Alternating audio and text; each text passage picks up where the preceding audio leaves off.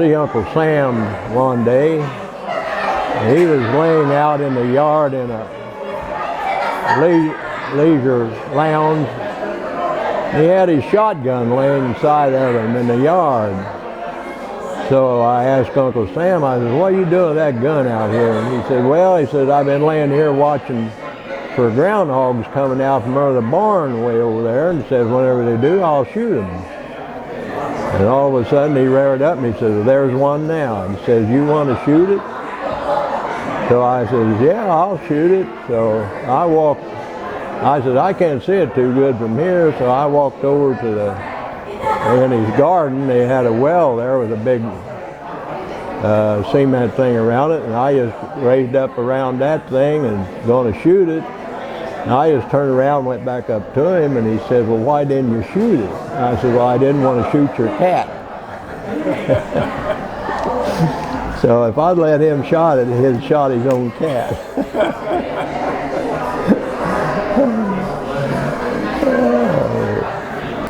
He came over to me one day, and a lot of people know I worked on a few cars, and he was having some trouble with his Chevrolet, and I was up underneath the dash doing something, I forget now what it was, and I seen this hole through the floorboard. And I said, Sam, where'd that come from? And I got up out of there and I looked, and there was a hole through the dash, and it went on down through the floorboard. And he says, oh, he says, my gun went off.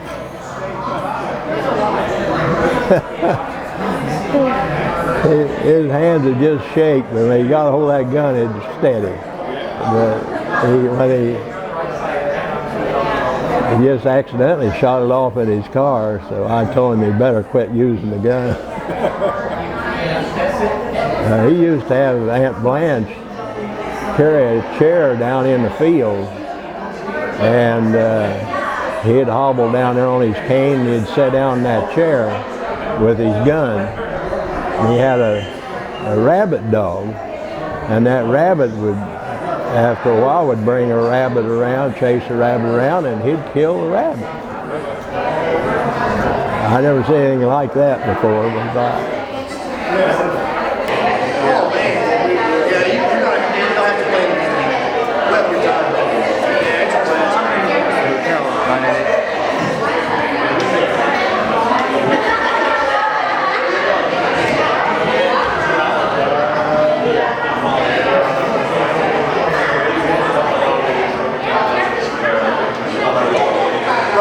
A little story about my Uncle Sam. He was my dad's older brother, and he lived just across the street from us the whole time. So, but he never married anybody. So he was he's with us almost every day.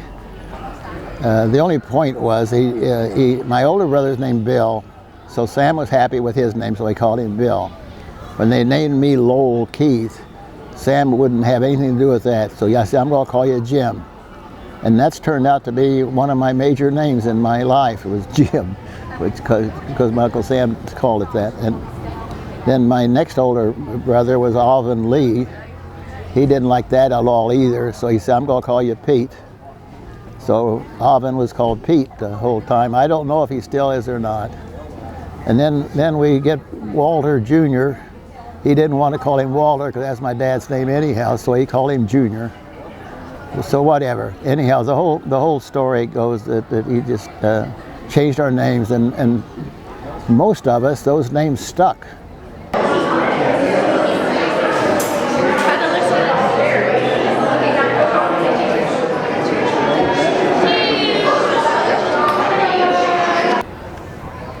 When Laurie was still alive, Jan and I and her went mushroom hunting one time down behind where we were living up to a little valley. And as we were walking along, I was in the middle and they were flanked me on either side.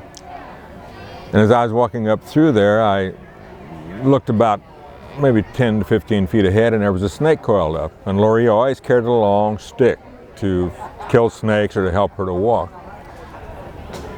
So I said, whoops, and she said, what's that? I said, there's a snake coil up ahead of us. She says, where? So I pointed to where it was, and so she grabbed her stick and just started flailing away at the snake. She killed the snake, but as she swung, she just fell flat over her back, and I mean, before she even hit the ground, she was on her way back up. Of course, she thought she might have fallen on the snake. And I couldn't help it. I just busted out laughing, but she had killed the snake, and she picked it up on her stick then and put it on a fence, so that anyone coming by there might see the snake.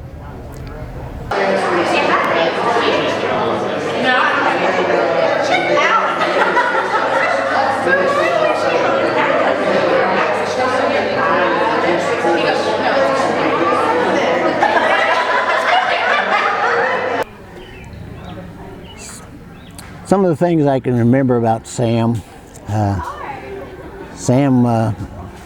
he was always a hunter. He liked to hunt, and particularly he liked to coon hunt. He liked to go out at night and hunt the coons. And I can remember him doing that, staying out till 3 or 4 o'clock in the morning, coming in, and he'd usually come in and have a catch, a coon.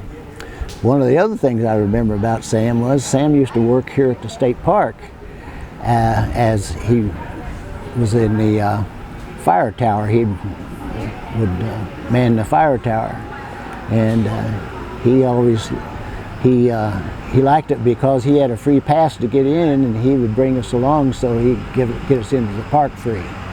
And I can remember that about Sam. Blanche was always a person that had a will to do about anything that she wanted to do.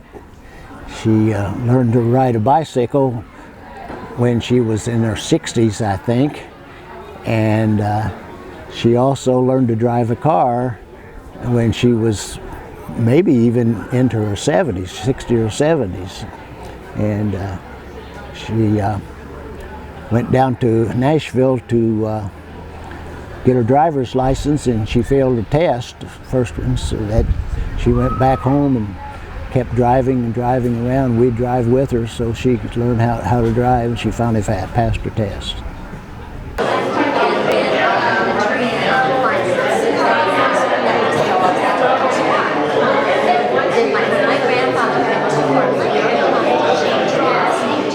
First thing I can think of Sam and Dad,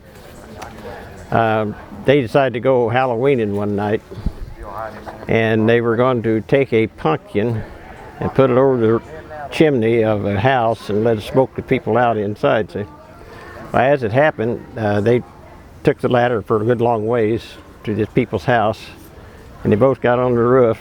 Dad got up first, by the way, and they took this pumpkin and laid it on the top of the chimney, but the pumpkin was too small. It fell right straight on down into the fire. Well, it just boomed right out in people's living room. It didn't take them a few seconds to get out that house to see what was going on. Well, by that time, Sam had got down but left Dad up on the roof. So Dad just swung around to the other side of the roof where the people were at, and when he went around the other side of the house, he swung back and forth to the other side. And after they left, Dad had to jump down off the roof because he didn't have any ladder, because Sam took the ladder with him. And Dad had a leather jacket on, and he began chasing Sam through the woods. And he would slap the back of it as hard as he could, making Sam think he was shooting at him. Like that. Chased Sam all the way home. But I thought that was kind of interesting.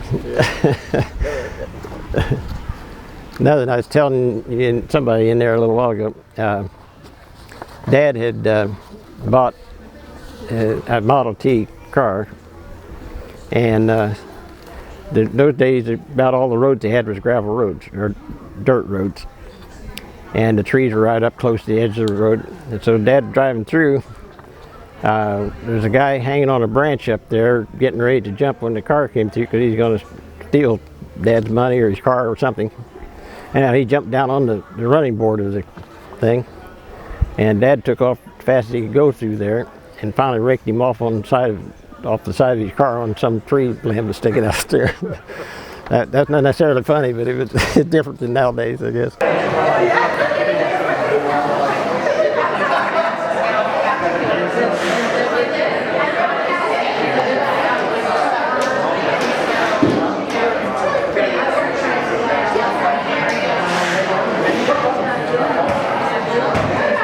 The funniest story I can remember anybody in the family telling was from my grandfather Walter.